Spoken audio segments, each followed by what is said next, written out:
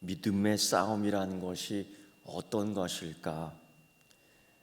그런 가운데에서 이 개인적인 영적 싸움이라는 것은 구체적으로 어떤 것일까? 우리는 익히 경험하고 들었던 것처럼 사도 바울의 이야기를 들어보면은 하나님의 전신갑주를 입으라고 하는데, 그것은 철저히 개인에게 주어지는 맞춤 전신갑주였습니다. 그리고 그 개인 전신갑주를 입고 영적 싸움을 하며 전장에 나가는데, 사단이 우리에게 던지는 불화살, 사단이 우리에게 던지는 창, 사단이 우리에게 흔들리는 이 칼들을 보면은 다 거의 개인적인 것들이었습니다. 예를 들면 음욕, 내 속에 숨어 있고요. 정욕, 시기, 질투, 살인하는 마음, 다 이런 것들이 내 개인적인 마음속에 숨겨져 있던 것들입니다. 사실 그래서 그런지 이 영적 싸움의 이야기를 무척 개인적으로 들려지고 있었습니다. 그런데 구약 성경을 읽다 보면 또 그런 것만은 아닙니다.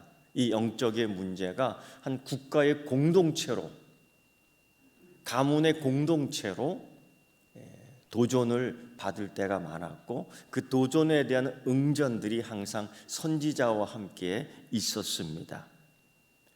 그런 상황에서 오늘 이 시대 우리가 받고 있는 영적인 시련은 개인적인 것보다는 교회 공동체적인 것이다라는 것입니다. 그 교회 공동체의 방향, 그 교회 공동체의 진행에 따라서 우리 개인의 신앙은 어떤 모습으로 어떻게 진행되어 가는지 우리는 따라갈 것입니다. 아니, 어쩌면은 구경하면서 갈 것입니다. 그래서 어떻게 지도자가 보여주고, 어떻게 지도자가 말을 하고, 어떻게 지도자가 이 상황에서 신앙을 따라 행하는 것이 중요한지 모릅니다. 성경을 보면은 그런 대표적인 인물들이 나옵니다. 따라오게 한 사람들, 따라가게 만든 사람들. 한 사람은 정말 악한 사람이고, 한 사람은 하나님 마음에 진짜 달라붙는 사람이었습니다. 그 한 사람은 여로보암이었고, 그 한 사람은 다윗이었습니다. 열왕기서를 읽다 보면은 공통적으로 나오는 반복 구호가 있습니다. 바로 그것이지요. 여로보암처럼 행하였더라. 도대체 여로보암의 행함이 무엇이기에 그 성경은, 역사서는 계속 그의 행위를 반복 이야기하고 있는 걸까요?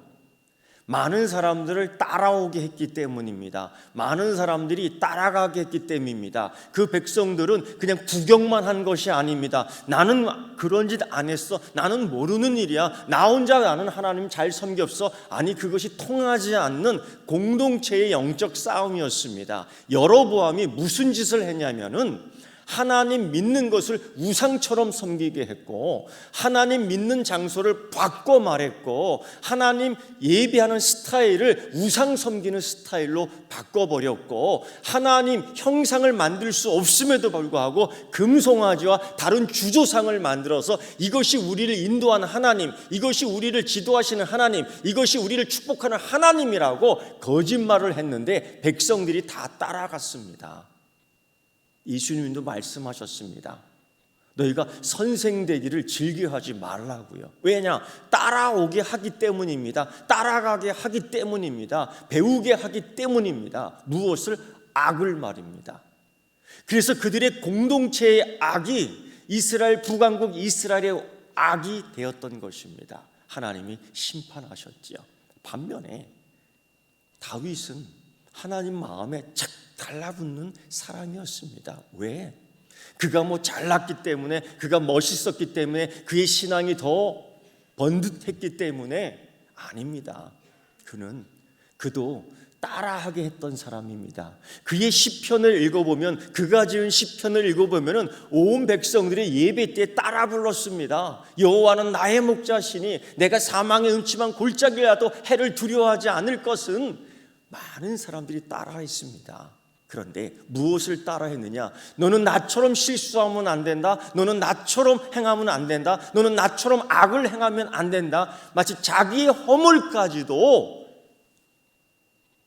노출시키면서 여러분은 그렇게 따라 살면 안 됩니다 했던 것입니다. 즉 악으로 가면 안 됩니다. 곁길로 가면 안 됩니다. 빗길로 가면 안 됩니다. 낭떠러지로 가면 안 됩니다. 이 길이 반석의 길이요, 이 길이 고난의 길처럼 보이지만은 하나님이 인도하시는 길 한 걸음 한 걸음 따라가야 우리 길입니다라고 가르치고 따라하게 했던 다윗입니다. 그래서 비교가 되는 거예요. 여로보암처럼 악을 행하였다. 그 후손이 다윗의 계보에 단순히 다윗의 계보에 달리하지 않고 하나님이 기분 내키는 대로 우리의 구세주가 그 줄기를 통해서 나오겠느냐? 아니라는 것입니다. 다 그 신앙의 경륜을 따라, 신앙의 역사와 전통을 따라 가는 사람이 있었기에 하나님은 그 집안을, 하나님은 그 사람을 택했다는 것이지요.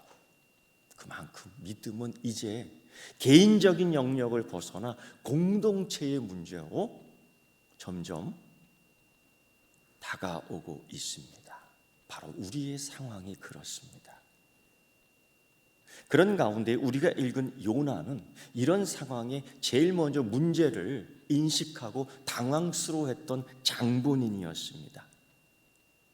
요나 선지자가 활동했던 그 시대는 여로보암 2세 때입니다. 즉 아수르가 이제 북왕국 이스라엘과 사마리아를 멸망시킬 텐데 24년 남았습니다.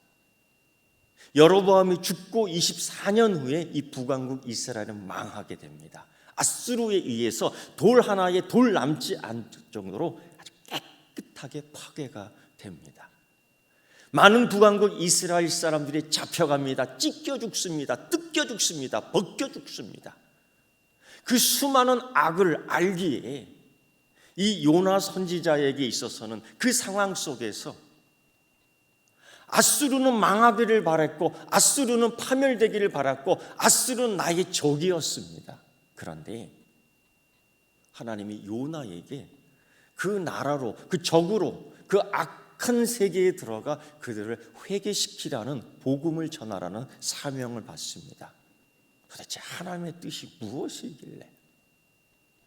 이 요나의 사명은 이사야 선지자의 사명과 좀 다른 것 같습니다. 이 요나의 사명은 아모스 선지자의 사명과 좀 다른 것 같습니다. 이 요나의 사명은 호세아 선지자와 좀 다른 것 같습니다. 이사야나 호세나 아모스는 자민족, 자기의 사람들에게 가서 회개하라, 천국에 가까웠느니라 외쳤던 사람입니다. 자기 백성을 그만큼 사랑했고 자기 가족을 사랑했고 자기 민족을 그렇게 사랑했던 사람입니다. 그런데 이 요나는 그렇지 않습니다. 지금 그 적으로 가서 죽어도 100번 죽여도 속신치 않은 이 적군으로 가서 그들을 회개시키라는 이 하나님의 말씀을 도저히 받아들일 수가 없었습니다. 하나님의 뜻이 무엇이기에 하나님의 합당한 근거, 하나님의 합당한 설명도 없었습니다. 그래서 그는 불만이 생겼습니다. 하나님에 대한 불만. 하나님, 왜 악인이 형통해야 됩니까? 하나님, 하나님의 창조 목적이 우리가 건강하게 살고 우리가 행복하게 살고 우리가 번성하게 살기를 원함에도 불구하고 왜 이 땅에는, 아니 이 우주는 지금 전염병으로 대혼란의 시기를 겪고 있고 이것으로는 왜 우리는 두려워 떨어야 하며 우리는 왜 예배를 멈춰야 되고 왜 우리는 기도를 멈춰야 되고 우리는 왜 찬양을 멈춰야 되고 왜 우리는 애찬을 멈춰야 합니까? 그러면서도 악인은 이 합당한 근거, 합당한 요구를 통하여 왜 우리의 예배를 막아서고 있습니까? 그럼에도 불구하고 우리는 아무 말을 못하고 있습니다. 어느 세상은 교회의 모임을 술집의 모임과 같은 부류로 생각하고 있습니다. 교회에서 밥 먹는 것을 하루 삼시세끼 먹는 것처럼 이야기하고 있습니다. 삼시세끼를 먹는 새끼들이라고 얘기들을 하는 것 같습니다. 여러분, 교회의 식사는 애찬입니다. 그 근본 차이를 알아야 됩니다. 그저 국수를 먹을 것인가 밥을 먹을 것인가의 개념이 아닙니다. 교회의 식사는 우리 주님 예수 그리스도와 함께하는 만찬, 애찬의 개념이 있는 겁니다. 먹으면서 사랑을 나누고, 먹으면서 위로하고, 먹으면서 신앙을 북돋아주는 하나의 신앙 과정입니다. 그걸 알고서나 이야기하자. 어떤 이들은 이런 상황 속에서 교회에서 왜 밥을 먹냐고 이야기합니다. 여러분, 말해 주십시오. 단순히 밥 먹는 행위가 아니라, 단순히 식사하는 행위가 아니라, 단순히 한 끼를 채우는 행위가 아니라 그 행위는 신앙의 행위였다고. 그것은 식당에서, 뷔페집에서, 유명한 요리집에서 먹는 식사의 자리가 아니라고, 그 차이는 분명히 알고 있으라고 우리는 믿음의 차원에서 믿음의 이야기를 해줘야 되는 신앙인 줄 믿습니다. 그런데 어느덧 교회는 세상에 얘기하는 것과 똑같이 이야기합니다. 제가 그랬지 않습니까? 세상의 앵무새가 되지 말아라. 이제는 인권이라는 명목으로 하나님이 창조한, 번성하는 이 세대에 하나님 축복하는 이 인류의 모든 문제를 무모화시키려고 하고 있습니다. 인류의 생존을 막으려는 사단의 전략에 인권이라는 문제를 들어서 우리의 모든 삶을, 정상스러운 삶을, 사랑하는 삶을, 하나님 완전 창조의 삶을 전적으로 방해하고 거역하고 있습니다. 그럼에도 불구하고 성경을 읽지 않는 신앙인들은 사랑이라는 이야기 속에서 허튼 소리를 하고 있습니다. 지금 이 시대에 우리는 찬양의 금지 시대가 되었고, 기도 모임의 금지 시대가 되었고, 어느덧 예배 모임의 금지 시대가 올 수도 있습니다. 다니엘의 상황은 아니겠습니까? 에스더 시대의 상황은 아니겠습니까? 모였을 때 감시를 받는 느헤미야 시대는 아니겠습니까? 저들은 세상은 합당한 이유, 합당한 근거를 통하여, 명분 있는 이유를 통하여 우리의 예배 모임이 잘못됐다고 이야기합니다. 그럼에도 불구하고 우리는 아무 소리를 내지 못하고 있는 이 현실에 대하여 깊이 반성합니다. 교회가 참 지금까지 잘못했다라는 겁니다. 깊이 생각할 수 있는 시간이 좀 있었습니다. 어떤 교회 학자가 몇 년 전에 이런 얘기를 했습니다. 교회는 이제 자정 능력을 잃어버렸다. 정말 마음 아픈 소리였습니다. 오죽했으면 교회는 이제 스스로 정결해야 될 능력이 없다라는 것입니다. 싸우기 일수였고, 내쫓기 일수였고, 헐뜯기 일수였고, 물어뜯기 일수였던 교회였습니다. 그런 가운데에 하나님이 과연 우리의 예배를 받으실까? 그런 가운데 하나님은 우리의 기도를 들으실까? 항상 염려가 있었습니다. 하나님은 우리의 찬양을 정말 받으실까? 이사야 선지자가 말했듯이 너희는 내 마당만 밟을 뿐이다. 너희가 갖고 온 이 재물에 피비린내 나는 것은 지겨울 정도다. 누가 이것을 가져오라고 얘기했느냐라고 할 정도로 그들의 예배는 가짜였고 그들의 찬양은 거지였습니다. 그때 하나님이 그걸 알았죠. 마치 가인의 예배처럼, 마치 가인의 예물처럼, 마치 가인의 찬양처럼 하나님은 스스로 마치 느부갓네살을 통하여 하나님이 심판하는 것처럼, 고레스 왕을 통하여 그 자기의 백성을 하나님이 걸러내는 것처럼 오늘 이 시대의 소리를 통하여, 이 세상의 소리를 통해서 하나님은 우리를 걸러내는 것은 아닐까라는 생각을 합니다. 하나님 마치 키질을 하는 것처럼 알곡은 점점 가까이 나오게 하고 가라지는 점점 멀어지게 하는 것이 오늘 이 시대에 하나님이 이 전염병을 통하여 도구로 삼아 우리를 시험하는 것은 아닐까라는 생각을 합니다. 그러므로 여러분, 우리는 지금 선택해야 될 시대에 있습니다. 이것마저도 하나님의 뜻일까? 어떤 이는 이렇게 얘기합니다. 로마서 13장 1절을 통해서 각 사람은 위에 있는 권세들에게 복종해야 된다, 순종해야 된다, 굴복해야 된다면서 예배를 멈추는 것을 떳떳하게 생각하고 있습니다. 과연 그것이 하나님의 뜻일까?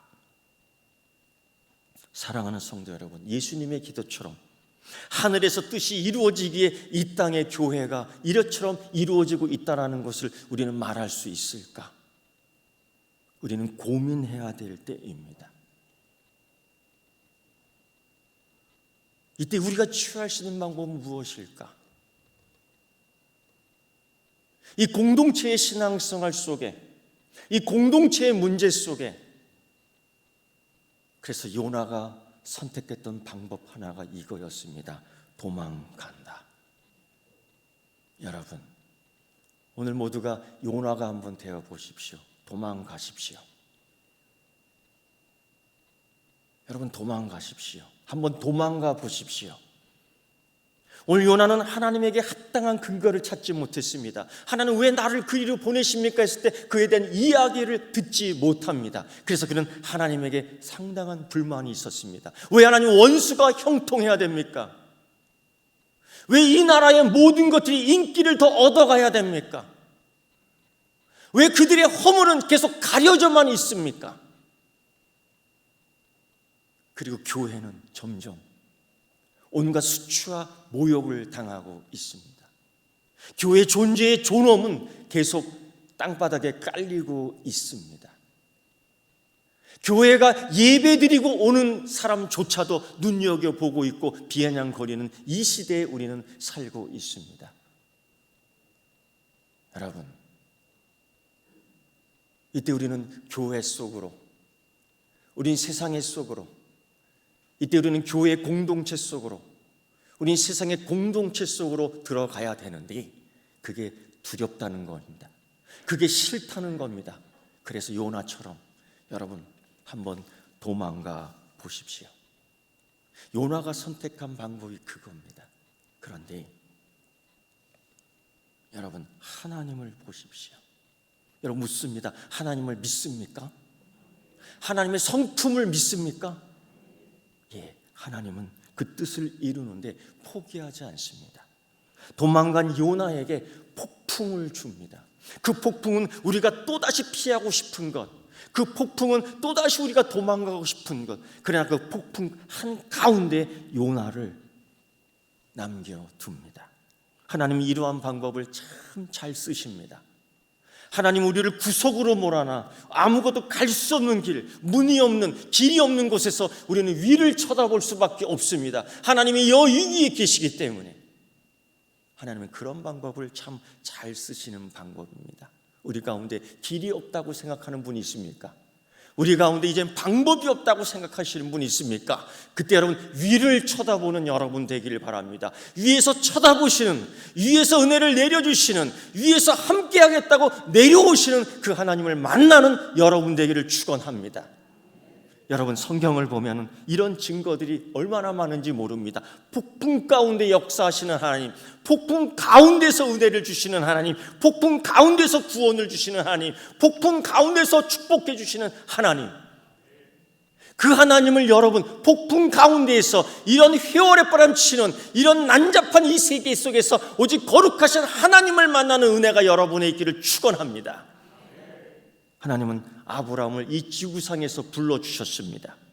많은 사람들이 있었지만 그 사람들과 구별해서 믿는 자의 조상으로 만들어 주셨습니다. 그러나 그를 항상 폭풍 가운데로 연단시켜 줬습니다. 하나님이 믿음의 사람으로, 하나님을 믿음의 조상으로 만들려는 그 하나님의 의지 가운데에 그가 피하고 싶고 그가 중단하고 싶고 거기서 여기서 안주하고 싶었지만은 하나님 폭풍 가운데 그를 움직였고 드디어 하나님은 믿음의 조상으로 만들어 주셨습니다. 정말로 하나님은 오만하고 하나님은 고집스럽고 지독한 응집바지 요셉을 훈련시켜 민족을 구하고 사람을 구하고 세계를 구할 수 있는 사람으로 만들어 주셨습니다. 그저 응석바지로 자기 고집만, 자기만 잘 되면 된다고 생각했던 그를 하나님은 폭풍 가운데 몰아칩니다. 죽음을 경험하게 합니다. 온갖 잡스러운 모욕을 경험하게 합니다. 온갖 잡스러운 난잡한 생활을 경험하게 합니다. 그러면서도 지키는 것, 그러면서도 하나님이 내게 꿈을 주셨지, 하나님께 내게 은혜를 주셨지, 하나님은 이루실 거야. 너무도 오랜 세월 속에 포기하고 이제 내 삶은 이렇게 끝나는가 포기하고 위를 바라볼 때 하나님은 또 다른 길을 주셨는데, 하나님은 놀라운 권세를 주시고 하나님 놀라운 지혜를 주시고 세계를 다스릴 수 있는 힘과 권세를 주신 요셉을 보십시오. 하나님은 요셉을 만날 때 폭풍 가운데 만나 주셨습니다. 하나님은 요셉을 만날 때 폭풍 가운데서 은혜를 주셨습니다. 또 보십시오. 모세는 도망자의 삶을 40년 동안 광야에서 생활하며 외로움에 훈련당합니다. 우리는 외로움을 원치 않습니다. 우리는 무리지어 삽니다. 우리는 행복하기를 원하고요, 우리는 재미있기를 원하고요, 우리는 신나기를 원하는 삶 속에서 그래서 항상 모여 있습니다. 항상 모여 다닙니다. 항상 모여 먹습니다. 그런데 모세만큼은 하나님 그렇게 훈련시키지 않습니다. 60만 이상 되는 많은 사람들이 모세를 따르지만 그는 항상 외로웠습니다. 많은 사람들이 물이 없다, 많은 사람들이 먹을 것이 없다, 많은 사람들이 오늘 여기서 놀고 가자라고 얘기했지만 모세는 그런 의견을 따라줄 수 없었습니다. 그 60만이 넘는 많은 사람들이 모세를 미워하고 그 많은 수많은 일이 모세가 우리의 뜻을 따르지 않는다고 배반하고 그 많은 사람들이 모세를 외면할 때 그는 그 외로움을 이길 수 있는 훈련을 폭풍 가운데 광야에서 훈련받았던 그 외로움에 익히 훈련되어 있었기 때문에 그런 상황 속에서 사람의 뜻에 의지하지 않고 사람의 말을 듣지 않고 사람의 뜻을 따라가지 않고 오직 하나님만 바라볼 수 있는, 구름 기둥을 바라볼 수 있는, 불 기둥을 바라볼 수 있는, 외로움을 이길 수 있는 힘과 능력을 받은 줄 믿습니다. 우리는 지금 폭풍 가운데 있습니다. 폭풍은 우리를 일깨워주는 하나님의 또 다른 도구입니다. 여러분, 저는 여러분의 마음을 알고 있습니다. 오늘 이 자리에 온 것, 위로받는 말씀 듣기를 원하는 것 알고 있습니다. 저는 여러분의 마음을 알고 있습니다. 오늘 축복의 말씀 듣고 싶은 것 알고 있습니다. 그러나 정말 죄송합니다. 정말 미안합니다. 오늘 나는 여러분에게 우리가 폭풍 가운데 있다는 말씀을 전할 수밖에 없습니다. 저는 고민하고 있습니다. 여로보암 같은 사람이 돼야 되느냐? 나는 고민하고 있습니다. 목회자로서, 신앙의 종교 지도자로서 나는 다윗과 같은 사람이 돼야 되느냐? 나는 여로보암에 대해서 다른 가짜의 삶으로 이끌어야 될 것인가? 나는 다윗에 대해서 다른 하나님의 길로 인도하실 것인가? 항상 고민하고 있습니다. 사랑하는 성도 여러분, 우리는 무시무시한 폭풍 가운데 빠져 있습니다. 그러나 오늘 이 말씀 속에서 요나는 아직도 하나님의 답을 찾지 못했습니다. 우리 또한 그런 것은 아니겠습니까? 폭풍 가운데 있지만 아직 하나님의 응답을 듣지 못했습니다. 폭풍 가운데 있지만 하나님의 정당한 이해를 구하지 못하고 있습니다. 그래서 화가 납니다. 그래서 당황스럽습니다. 그래서 도망가고 싶습니다. 이 폭풍 가운데 다음은 어떤 일이 일어날지, 다음은 어떤 단계 속에서 우리가 멈춰야 될지 전혀 알 수 없습니다. 단지 오늘 이거 하나만 기억하고 가기를 원합니다. 나는 요나일 수밖에 없다. 하나님의 은혜가 아니고서는 이 폭풍 가운데 나는 살 수 없다. 나는 요나이기에 하나님의 은혜로 살 수밖에 없다라는 이 고백이 여러분에게 오늘 여러분을 살리는 믿음의 말씀이 되기를 축원합니다. 기도하겠습니다. 하나님, 은혜 받기 위해서 나왔지만 회개 이야기가 싫고 축복받고 싶어서 왔지만 주의 이야기가 싫은 한국 교회입니다. 이제 파괴적 폭풍 가운데 삶에서 만나는 이 폭풍, 그러나 이제는 하나님의 은혜를 경험하게 하시고 기질하시는 하나님께,